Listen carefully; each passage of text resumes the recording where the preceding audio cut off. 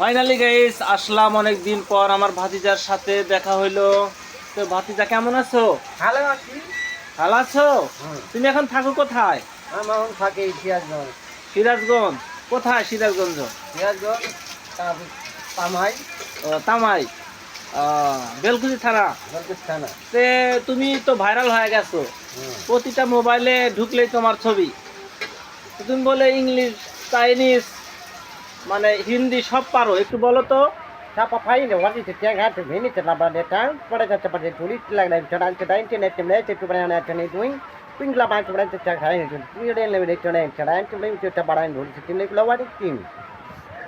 তো গাইস আমার ভাষার ভাষা তো আপনারা শুনলেন, কিছু কি বুঝছেন? যদি বোঝেন অবশ্যই আমার ফেসবুক কমেন্ট করবেন, আরও ভালো ভালো ভাষা শুনতে পারবেন ভাস্তার মুখে থেকে, নাকি ভাস্তা?